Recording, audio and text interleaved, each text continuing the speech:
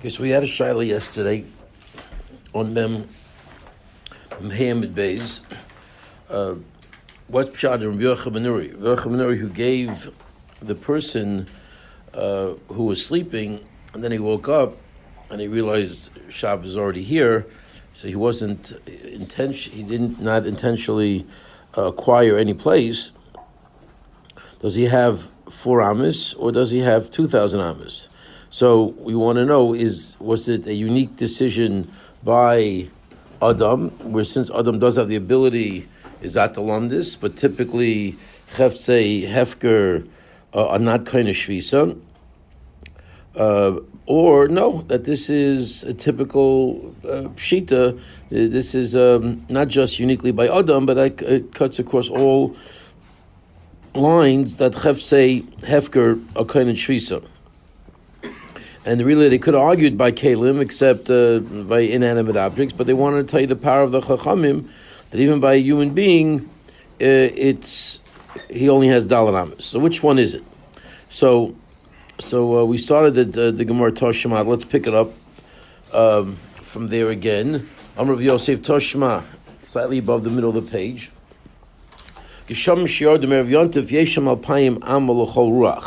So the Brisa says that rain that fell from Erev Yontif, so that rain, since no one claimed it yet, Yesh Malpayim Amul Chol Ruach has a 2,000 amatchum in every direction. If, on the other hand, they fell on Yontif, that's if they fell before Yontif. So it sounds like right now that the rain, which is Hefker, it doesn't belong to anybody yet till somebody claims it. The rainwater does have its own tchum. So it sounds like that Rabbi Yochanan ben Nuri's position is not just by Adam, but it's by Kalim as well. So Sarei Hein Karagle Kol Adam. On Yontif, they are like the tchum of anybody who comes along and picks it up. Okay, so that's the difference. Is it on Yontif or is it before Yontif? So, if you're going to make this a universal position, meaning across the board, Rabbi Yochanan ben Nuri always holds Cheftzei Hefker, and you being asleep or like a Cheftzei Hefker, because there's no thought process going on, and there's no claim to a position. So that's the same type of idea that across the board, Cheftzei Hefker kain and shvisa, and you acquire your place. That's why you have 2,000 amas if you were asleep, and that's why the water has its own 2,000 amma limitation. So you're bound by the. So if you wanted to pick that water up on Yontif and take it somewhere, you'd be limited to where the water was when Yontif hit. So then, Hamani Rabbi Yochanan, then it would be very understandable how this brisa makes sense, because it reflects the position of Rabbi Yochanan. But if you're going to take the other side of the shaila, that hefkedika items don't acquire shvisa, and it's only the human that was given these rights, but not a hefkedika item, which means hefkedika item would be subservient to the person who picked it up, which for him would be probably a cooler for that guy, because he can now take that water any direction he wants to take it, and as opposed to having the place where the water was when Yontif hit, be its center point, limiting it to 2,000 amas. If you held that it's like the one who got it, the one who found it, well then that would probably be a leniency for him. Probably not necessarily, but it certainly would not. It's not limited to the water, it's limited to the guy. So well, we don't have any other Tana. So it would come out of this brisa reflects an opinion that we haven't found yet in Shas, because the only 2 people on record dealing with this issue are Rabbi Yochanan ben Nuri and the Chachamim. So this brisa would reflect nobody. So it must be that indeed the Rabbi Yochanan ben Nuri, the shaila that we asked yesterday and mentioned again today, indeed, Rabbi Yochanan ben Nuri's position is not limited to Adam, but it applies to Kalim as well. Let's just read the come back and then we'll do the Rashi. Only Rav Safra Abaye. Rav Safra says to Abaye, I'm not so convinced. I'm not sure why you're so sure you're right.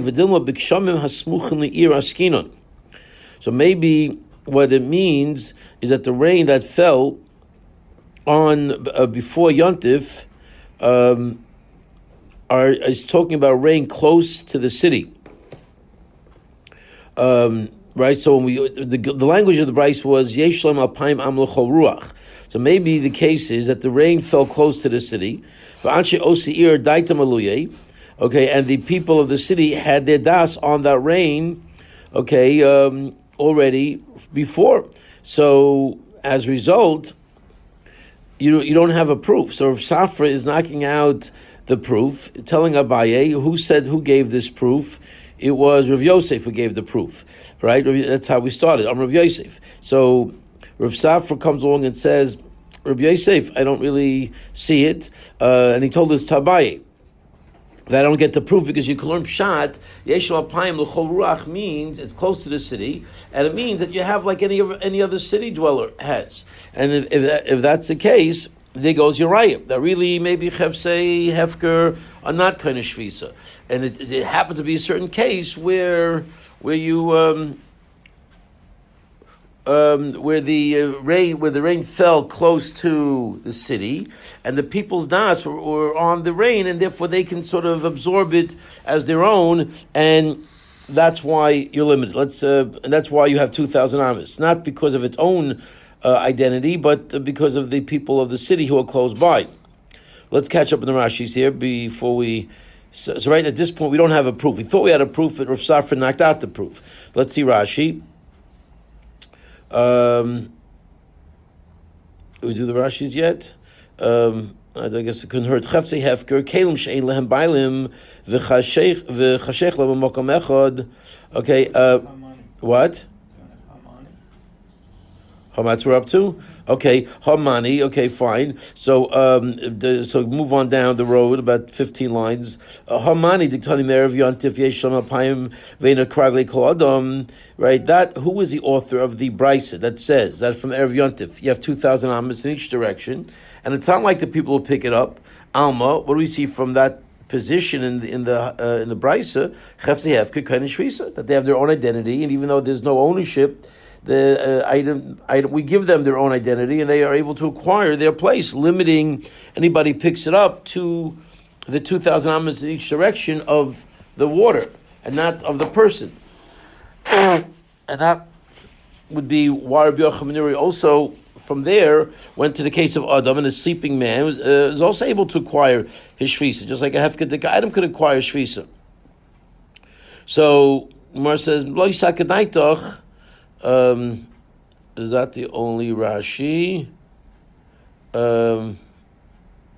Yeah. So, right. So that's where we ended. So there's only one Rashi that we needed to do. Let's go back to the Gemara now. So Rav Safra just knocked off the proof because I'm giving you another alternative to how you read. To which Shabai came back and says, "Amalei lo saked." Back to the Gemara. Amalei lo saked. Nice try, but it's not going to work. I'll prove to you that your pshat of understanding the brisa about the rain that fell erev yontif is not plausible. Why? It's not. Because I'll prove to you anyway. You have to say this answer. The Rabbi Yochanan Nuri and Rabbanan argue about the fundamental issue of a hefkedik item. Because again, that the comeback was maybe there is no argument that everyone would agree that by a hefkedik item you're not kind of shvisa. It's only by a sleeping person you're kind of shvisa. So I'll prove to you that position doesn't work, and you have to apply to hefkedika items as well. Why? The Tan. Because let's learn the Mishnah, and you'll see that I'm going to box you into a corner. So, you can't say what you want to say. The Tan, because it says in the Mishnah, bar shel yachid, you have a bar belonging to an individual, kragla yachid. So the reign of that bar is like the feet, limited to the feet of the yachid, the individual. Whoever owns it, it's limited to where that person can go, and not somebody else who might take that water cannot just say, okay, now you're mine, I'll take you to where I'm able to go. No. You're limited to only the person who owns it. V'shal osir, if let's say if it belongs to a city, karagle osir, then it's limited to the people of that city who, again, have the entire city and then 2,000 amas in each direction outside the city.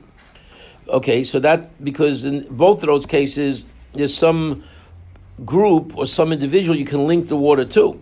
But let's say it's Hefker, V'shel Oli Bavel. Let's say it belongs to nobody because it's meant for the people who are coming up from Bavel to Shlayim. So Karagle, the halach is Karagle Amale. It's the one who picks it up. Okay, so in one respect it says that whoever picks it up, that's who the water goes to, and that's where how far the water can travel on Yontif for Shabbos. Vitanya, and another brayso says Bar Shel Shvatim, which is just like the Bar Shel Bavel of the Oli Regalim. Vitanya Bar Shel Shvatim Yesh Alpayim Am L'Chol Ruach. Okay, here it says that the water that's in the pit belonging to the general population, meaning it's hefker, just open for anybody to come and take. It's given 2,000 amis in every direction. Well, here you have a direct contradiction between a Mishnah and a Brisa. One says Karagle Amamale, like the one who filled up his pitcher, he can take that 2,000 amis. He can take that water based on his tchum, while the other Brisa says meaning that it's limited to the water's tchum. Kashan adadi, you have a direct stira. Elalav shmam, how else can you resolve that stira? By saying Harab Yochanan Nuri Harabanan. That is exactly the issue that we tried to say from the original proof of Rav Yosef that Rav Safra tried to blow up. Rabbi is saying you can try to blow one up, you can't blow the second one up. The second one is clear as day, is a stira which needs to be resolved by saying it's machlokas hanoim. So indeed, I've proven that this issue of kalim is a machlokas.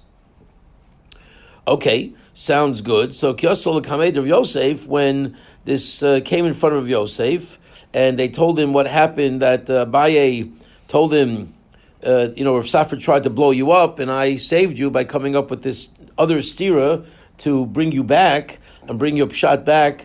Rav Yosef sort of said, I appreciate your help, but you really could have blown him up easily, much easier. Why?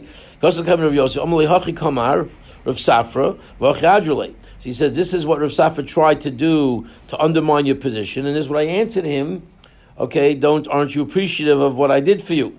Amalei, so he answered him back, yeah, thank you very much. But I don't know why you didn't answer him directly from the Brisa. I don't know what you got to beat around the bush with finding a steer of a different Mishnayos. I mean, his position initially should have been blown up, and you should have defended me by saying your whole reading of the Brisa does not work. Right? Why? Because Isa Kedaitach B'Sham Hasmuchim Le'Iraskinon. Because what was Rav Safra's comeback? That how do you know when the Brisa said the lashon of the Brisa was if it fell on Erev Yontif Yesh Alpayim Amul Chol Ruach, right? So you have 2,000 amas in each direction. So Rav Safra said maybe it means it's talking about a case where the Kshamim was close to the city, and the Chol Ruach is the people of the town's Chol Ruach, not its own Chol Ruach. So to which now Rav Yosef says you could have just attacked him back and said, is that the lashon you should use? That they have 2,000 amas in each direction. The language should have been much more specific and direct. You are limited by the feet of the people in the town, because you're saying it fell close to the town. It had the das was from the townspeople, was on the water. Then you should be limited to that. The language clearly indicates that that's not plausible. So I appreciate your efforts, but you really had a much easier way of defending me. But thank you very much. Either way, the position has been proven that indeed Rabbi Yochanan does not just argue about a person; he argues about hefketik kalim as well. Let's do the Rashis. Lo yisak edaitach lukmei taima mishum das anshe ir. Okay, it's really not plausible to say that the reasoning is because the people's das is on the water, and it really belongs. The limitation is based on the townsfolk and not the water. I'll prove to you that the real reason is the water itself acquires shvisa, and your attempts to learn a different shot really fall short. And how did Abai do it? By showing him a different stira that needed to be resolved, and that different stira sort of forced the issue, regardless of your pshat here in this brisa. What's this stira? The Tran. So, source number one, it says in the Mishnah, not Tanam Beduchta Achrit. In another place, it says Masis Nekash Adadi, that there's a stira anyway that I'm going to have to resolve. V'al Korcha Choduminai took with Rabbi Yochanan ben Nuri. And in order to resolve that contradiction, perforce, one of them is going to have to be Rabbi Yochanan ben Nuri. V'tifshan, you'll be able to resolve the Chavzei Hefker Kana Shvisa. That it's not just a human issue, it's a inanimate object issue as well. Same thing for Hefker Dika Kalim. Why? Because it says Karagli Osa Yachid. Balabar. Okay, so if it belongs to an individual, then the water is limited to the ownership of the individual. If another guy decides to take some water, you cannot take that water only as far as the first guy could have gone. If that first guy made an eruv to the east, then the new guy on the block can't take that water now to the west, because the water is limited to the ownership of the guy to the east. Afil psiacha is not one step, okay? Because bottom line is whatever tchum the first guy had, that's a tchum that has to be followed for the water, and you can't take it in your direction. Very interesting halachas here. Okay, halachas that we almost never use because we don't really deal with tchumen too often. Unless you're in camp and you want to take a walk, but generally at Shabbos you can't carry anything anyway. But okay, karagle oseir.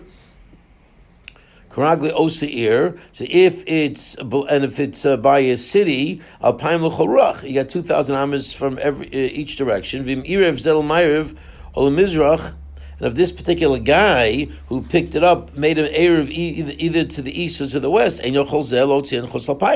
I'm sorry, you're limited to the city. The city is a fundamental 2,000 am in each direction kind of thing, and you can't go 2,001 amas, okay? And even though you made an eruv to facilitate that, your eruv can't work.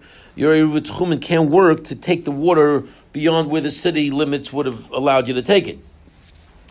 What about the third category? Oile Bavel, v'shaloi Bavel, shebederech, she'oilim mibavel Eretz Yisrael. The going from Bavel to Eretz Yisrael, v'ushal hefker, and it's a hefker dika situation. It's open for anyone to come and take. Karaglei mamali. So source number one says you're limited to the feet of the one who fills up the pitcher. The chol milad hefkera.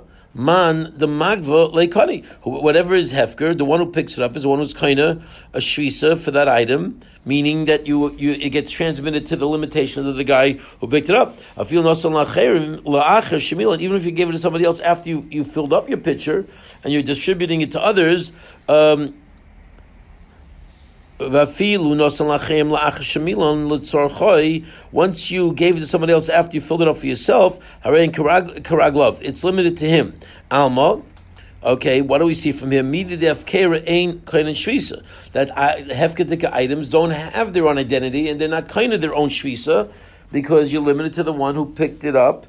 Okay, or I guess the same way would be if I have kavanah to give it to you from the get-go, so I'm never taking it for me, then it would go to you. But it would not be limited to the water itself, because clearly we hold ein kain shvisa like the chachamim. And what do you do with a steer that says v'tan yedach? But another brisa says bar shel shvatim dahainu shel oil regalim yesham alpayim l'chol ruach. Here it says you got a 2,000 limitation for the water in every direction. Alma kana shvisa deina karagli kodam. So you see that you are kind of shvisa because it's not like the feet of the people who pick it up. So Abaye feels good that he basically told Rav Safra, nice try, but this new stira that I came up with is going to force you to be checkmated, and that you have to admit that there's machlokas tanom on this issue. So Kiyos Abaye l'kamed Rav Yosef, when Rabbi came to Rav Yosef, he told him over this story, to which Rav Yosef told him, you could have answered differently. You could have knocked him out just goofa from his pshat, right? Because what yesh lehen alpayim amulchol ruach, is that what mashpedinu gufaya kanol shvisa, right? It sounds like the expression 2,000 amis in every direction, mashma that the inu gufayu kanale shvisa, that he himself is acquiring shvisa. V'lav mishum das anshe ir, and it doesn't seem that it's like the das of the city, of the people of the city. Dimishum das anshe ir. That's back on the first brisa, right? That you wanted to say, even though that it says apayim l'chol, you want to say it's talking about a case where it fell close to the city, and the people of the city thought about it, right? That was what Rav Safra tried to propose. So mashmat inu gufay konale shvisa. It sounds like he himself, the person himself, is konale shvisa. V'lamishum das anshir. It doesn't sound at all like it's your pshat that it's subservient to the people's das of the city. Dimishum das anshir ir. Okay, because if that was the case, if your pshat was a plausible pshat, that the rain water is subservient to the people of the city, what you should have said is as follows: Harain karagli osa ir, okay, that it's the feet of the people of the city, which granted is the same result. He's not arguing with the halachic result, he's arguing with the lashon of the language of the brisa. The language of the brisa is way too misleading for that to be a plausible pshat. So indeed, Rav Yosef is telling Abaye, you really could have defended me from the Bryce itself that, the Maisid has to be that it's not kind of shvisa, and when you pick it up, you can go in any direction you want. But it's din in you, it's not a din in the city. Okay, fine. So we're good. Right now we've proven our position, and we actually got to two dots, so now we're going to go back and analyze some other stuff here. So Amamar, so it said above about these issues with the water, right? So the Brisa made a distinction between rainwater that fell before Yontif versus rainwater that fell on Yontif. Okay, and if it fell on Yontif, then anybody who picks it up is Erin Krali Kol Adam. They didn't have a shvisa yet because they were not kona anything. They weren't around on when Yontif hit. It only was around when it rained on Yontif, so the water came into being now, and that's why it's limited to the people who picked it up. Okay, Vamai, why should that be the case? Like the Shvisa Bukainis. Okay, where did this rainwater start from? The assumption is it started in the ocean. So I guess the Atlantic, whatever, it started in the ocean, whatever ocean was there. So why would you not say that if you hold it's Kona Shvisa, why not say that it should be limited to 4 Amos, because it really was acquired. If you look at Rashi, Likna Shvisa Bukainis, Sheshofsu Sham Emesh, yesterday, when Shabbos hit, that's where this water was, Vayoim Shavim Avim, and today the clouds gathered up, and it left its chum, and it came as clouds move, right? So they picked up the sort of the mist, or whatever, from the ocean, and made the clouds, filled up with this potential rain. Ve'lehem el arbamis, you should only have dalanamis. Why should it be any different than in other words, why not judge what happened on Ben Hashmashos? Let's take a look at where this water was Ben Hashmashos. The assumption it was in the ocean. Okay, to which Gemara, back to the Gemara. Vamai lik the shvisa b'kainis. Gemara says leimed lo kriblazes. Let's assume. Okay, continuing the the assumption and the interpretation that if indeed it does not kind of shvisa in the ocean, and there is an allowance that you can take this water as far as you can go. So what does that prove? Okay, let's assume that therefore that Bryce that said that halacha does not agree with Rabbi Elazar. Dikar Blazer Amar Kol Elam Kulay Mimeyu Kainis Hushaisa. Right? Rabbi Elazar made a statement that all of the waters of the world get their source of rain, from the Ukainis. That this whole concept that the mist of the water turns into clouds, and the clouds then move, and then it drops the water someplace else. So it's all right. So that's Rabbi Elazar's position, and must be that that's not the way it works. Okay, because apparently it's not so universally accepted that that's the way it works. So Rabbi Elazar's position, that's the way it works. So Rav Yitzchak says you have no proof. It could be a taka. Rabbi Elazar is right. That's the way generally rain forms, and that's how the rain comes down. But there are cases where it doesn't work that way. In which case, if that's the way it was, you would have assumed that this rainwater came from the ocean, and the ocean had this water resting in the middle of nowhere when Shabbos hit, limiting you to 4 amis, like any item that rests on Shabbos when it was just out of the clear blue, and it came from the far away. So Rav Yisrael comes back and says maybe not.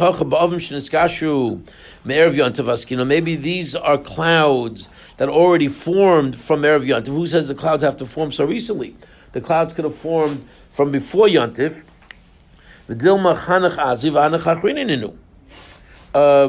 Well, Umar says that's a nice try, but how do you know? I mean, in other words, what you mark the cloud, you took a marker and you made an X on the cloud, so now you know that's the same cloud from yesterday that formed before Shabbos, before Yontif, and now you're taking it. That's how do you do that? So it's a suffix. Where says this? There is a sign. You had a certain way of looking at the rain, at the clouds, and you saw a certain formation that was very unique. And you see it's the same cloud formation that existed already from yesterday. So that's why it never was kind of shvis. It was already in the air, before Shabbos came. So it wasn't resting in the air. If it was just resting in the ocean, tak would have been kind of. But here it was in the air already, and being in the air, it wasn't kind of shvis, and that's why when you recognizing that specific cloud. Correct. There's some kind of simon in that cloud that tells you, and that's why it's mutter to be taken as far as you can take it. Or if you don't like that, or you can say that this whole thing is a rabbinic issue and it's a doubt about where this cloud and when this cloud was formed. It's a rabbinic doubt. And every doubt on a rabbinic level is the rule is safek d'Rabbanan l'kula, and therefore we're going to be mekel. Rabbi, I'm a little confused, more than a little confused, but let's suppose we're not even looking at the cloud. You're looking, the water's in the ocean. It's a mixture of all the waters that happened up until that point. How do you differentiate the water that was from before and the water, whether the cloud dropped the water before Yontif or on Yontif? Either you can touch the water or you can't, because it's impossible to segregate. What is this discussion about? Well, everybody lives oceanfront. What do you mean? I mean, everybody's that close to the cloud that it's. Well, I mean, that the case was that you knew. According to the first answer of the Gemara, you were able to recognize. I mean, it's very simple. If the water was already when Shabbos hit, where was this water? Was it in the air? But it's in the ocean. It doesn't matter. Not necessarily. If the cloud was rain comes from the clouds. Yeah. Okay. If those clouds were formed from before when Shabbos hit, that moment when Yontif came, so they were in the air already. They were not. You can't be kind of shvisa up in the air. I understand. You can't acquire and therefore that makes the water in the cloud subservient to me as opposed to subservient to itself. But we're talking about water in the ocean now, because the clouds drop the water, and now that was Mor's question. So the Mor's question is why are you allowed to carry the water when you pick it up from the rain that fell on Yontif? You shouldn't be allowed to take it as far as you can go. It should be limited to where it was. Where was this rain? Where was this water before Shabbos hit? When Shabbos came? Well, some of it was. No. So the assumption was it was in the ocean. Yeah. And if it was the ocean, that's where it rests. Okay. So when you take something when Yontif comes, it's resting here, and somehow it gets moved to Afghanistan from Israel. So how much space, how much movement can that water make on Yontif the next day when it traveled all that distance?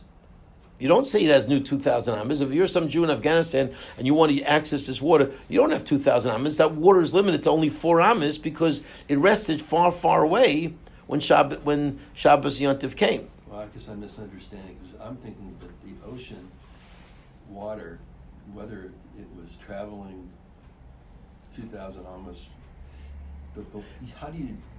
Well, it's very simple. Where was this? It's Ben Hashmashos. It's Friday afternoon. It's getting dark. Shabbos is coming. Right at this point, where is the water? So if the water is in the air, then yes, it has 2,000. Then anybody who accesses that water on Shabbos on Yontif we'll have 2,000 amas with that water in any direction. But if that water was resting on the ocean, then it's resting. It acquires that area, and if it goes out of the tchum, it can't be taken more than 4 amas. Yeah, I understand if you could segregate it, but Yeah, but couldn't the rain be a mixture of both? yeah, that's what I'm trying to ask. I mean, there's water that's collecting, there's water that's already So evaporated. So Gemara's first answer is that you recognized this cloud. This cloud was clearly existent Friday Erev Yontif afternoon, and so you know that this water did not have shvisa. That's Gemara's first answer. You were able to identify this particular water as having not rested when Yontif hit. So it's in the air. Yeah. If it's in the air, it doesn't acquire any place, and now that it lands where I am, I can take. Okay, but that's it. You got it. But the practical point is, water is mixed with all the other water. Well, again, but you can't touch the water at all. That same cloud may have molecules that have already evaporated, and it may have others that are joining it. You don't know what's raining when. I mean, it's kind of. Well, we assume that the cloud is the cloud. That's the cloud. You know what I mean? So, I mean, clearly you guys prefer the second answer. That the whole thing's a big doubt, and we're making. But okay, let's do Rashi on these two answers. But if you know, you know. Right. So, yeah. Oh, okay. Nothing like strong air conditioning on a freezing day. Okay. Vitanya idach. No, 1 second. We did that. Right? Dil Mahanach, right? So Lichten Shvisa, right? Lichten Shvisa, 4 lines from the bottom. So says the Gemara, why is it that you're allowed to go and take the water 2,000 amis in your direction, wherever you can go, the water can go. The water should be limited to 4 amis because it should have acquired its position in the Ukainis. Sheshaftu sham emesh. Oh, we did that. V'hayom shavim avim, and today the clouds took him. Right? Yotzul chutzuchum. Ve'elam elara amis. Right. So Mers Dil Mahanoch. Mers says, well, 1 second. So what was the answer? I guess it's all part of the question. Maybe the ones you saw yesterday left. How were you so sure to say that these clouds formed yesterday and these waters didn't have a shvisa? Maybe that cloud that formed yesterday is now gone, and what you're gaining water from formed today. In which case, last night it was sitting in the ocean. If it was sitting in the ocean, then you don't have 2,000 amas anymore. It should be limited to 4 amas. So Rashi decides not to give us any more information here. Okay, and basically it's so easy that he assumes we can figure it out. And therefore, there's a simon. There's a simon in the cloud. The cloud had a special. It was shaped like an 8. I don't know, just Okay, and therefore that cloud shaped like an 8 could not have been just another. It moved, and the new cloud, that was a cloud that was here already from yesterday afternoon, and today it's dropping the water on us. We know for a fact that water was not resting on Bein Hashmashos. That's answer number 1, and answer number 2 is it's a rabbinic doubt, and rabbinic doubts are always makel. Okay, fine. So we did all the Rashis. But now back to the Gemara, 2 lines to the bottom. V'tifshot mina, but let's resolve from here. If you're going to allow the water to be taken 2,000 amas, tifshot mina, the ain't chumin l'mayla miyud. That you can't acquire shvis. Remember we had that shaila, if you're above 10, maybe there's shvis in the air too. Must be that there's no shvis in the air because you're allowing me to take the water 2,000 amas in every direction. Okay, wherever I can go, the water can go. Clearly, that when it's in the air, it doesn't have a tchum. Because if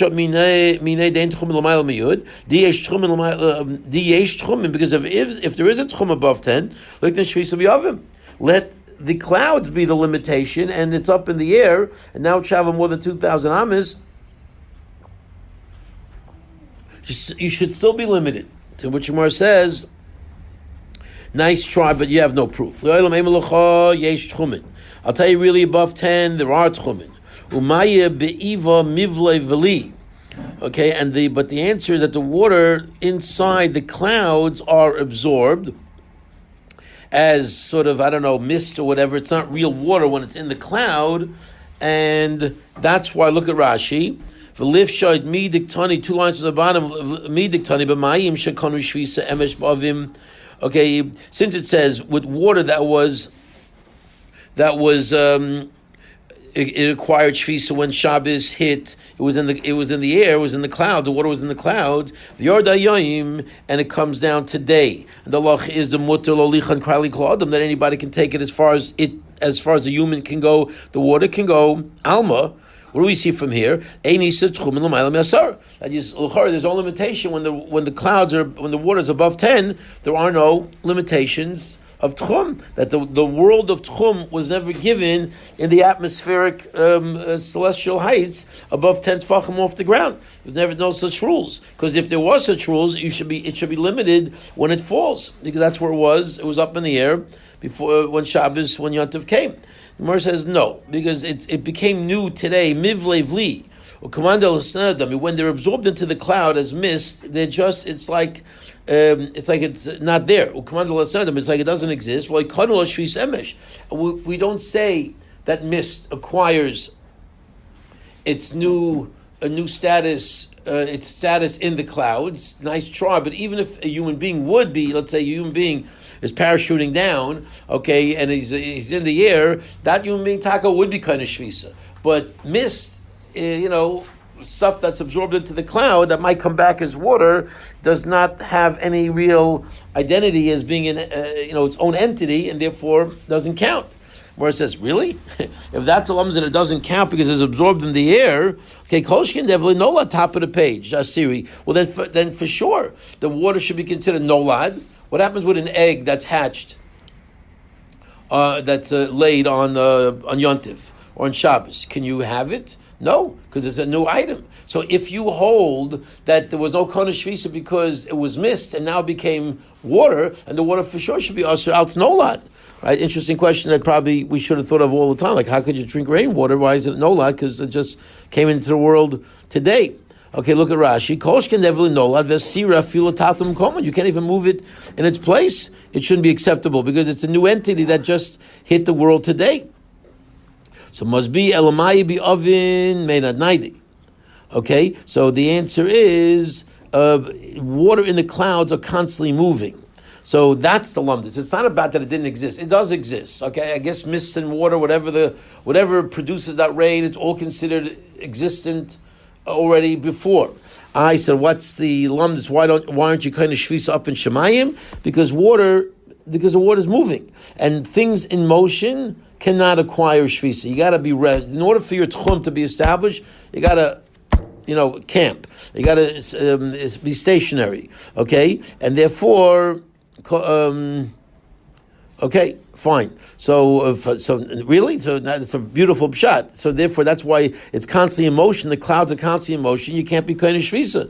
Well, hashas lachi or kind of stami lo likshilcha. Now we can go back and say the whole kasha never really started, because even if the water had been in the ocean, it would not be considered having been acquired its own tchum. Why? Because nami lo likshilcha. My bukanis stami made a naid. Okay, and since it's always moving, things that are moving cannot acquire shvisa, and the oceans are moving. V'tanya, we learned in the Brisa, Naharos hamoishchen umayonos hanoivin, when you have rivers that are drawn from other sources and springs that are moving and also moving forth. Harein karagle kol adam, they don't acquire any shvisa. They're like the feet of every person, because the water never had it in a stationary place to be able to acquire its position. And one Rashi Harein karagle kol adam kiv the naidi lo konu shvisa filin shel yachad ein karaglav. Even if it belonged to somebody, it still would not be able to be konu shvisa. It's not like his, because you can acquire water that's in a pit. It's stationary, but if it's moving, then even if you own the water and you own that stream, it will not be konu shvisa for you, because it's in motion. Somebody else can come along after it, and then pick it up and take it as far as he can go. Okay, shkoyach.